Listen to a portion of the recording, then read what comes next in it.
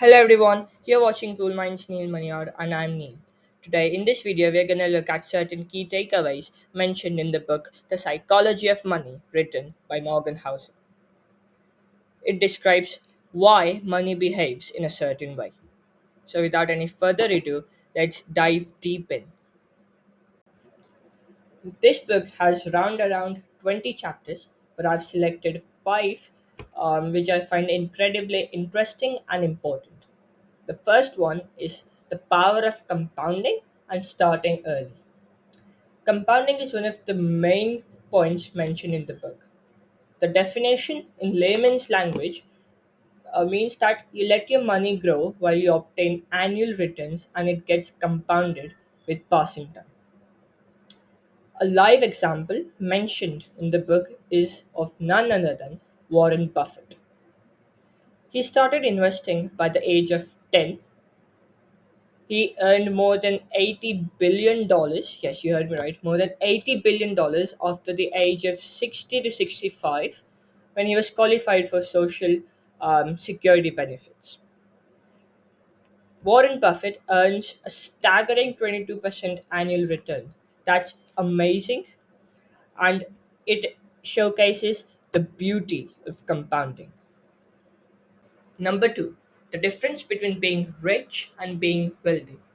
A lot of people, after hearing this, would be like, dude, there is no difference. I mean, I had the same reaction until I read the book.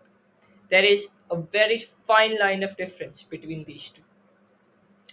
Being rich takes into account of your income, all the flashy stuffs which you own, and the possessions which are often materialistic.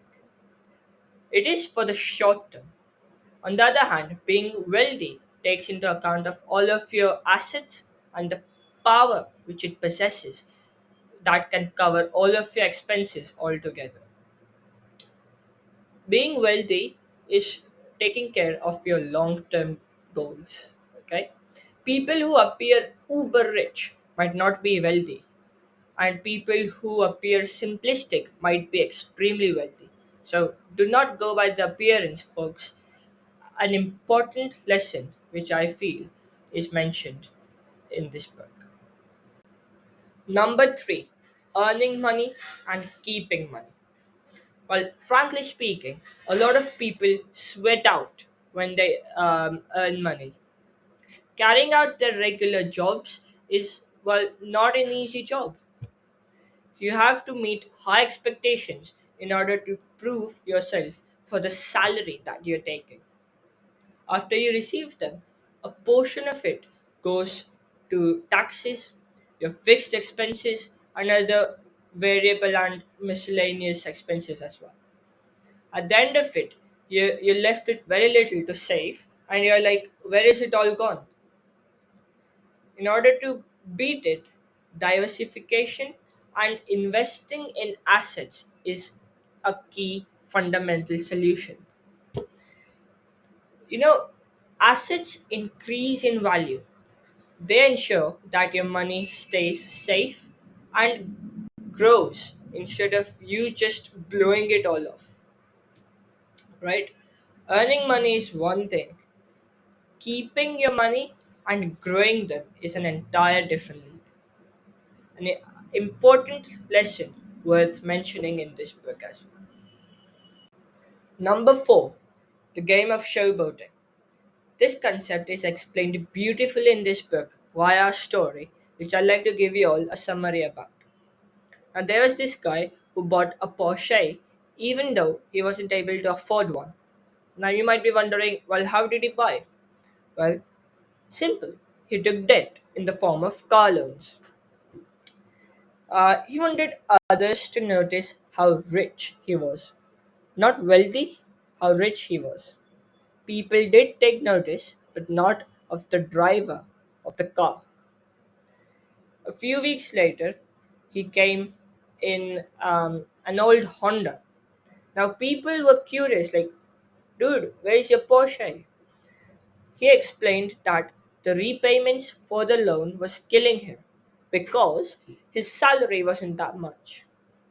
The interest rates, road taxes, regular maintenance for a car like Porsche was eating him up alive.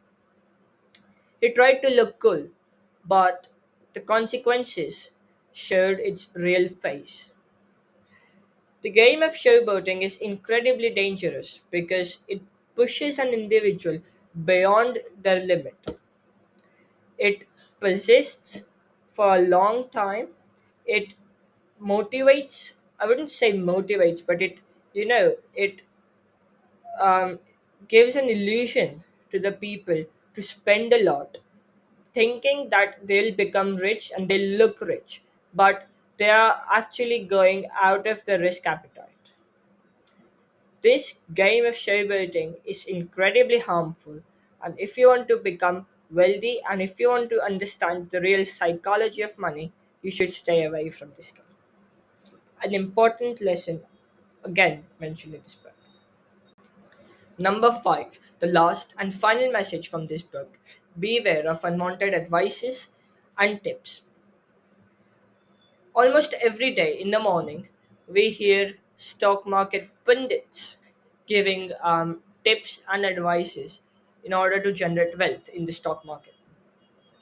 We follow them blindly, thinking that professionals are speaking. We gotta hear them out. What we fail to understand is that their investment strategies are in accordance of the resources which they possess. Their goals are different from ours. The amount of resources which we have is different. For example, if they give a tip of high risk, high reward, and if it fails, okay, they'll have plenty of cash to roll back on and again build up. But it might be nearly impossible for us to do the same.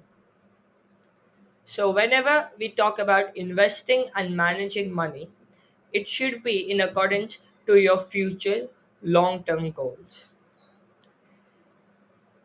Your own research, um, your own uh, clear definition of the goals are important in managing your money.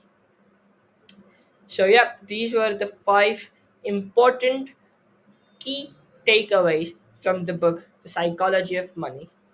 A beautiful book. I recommend all of you to read it out.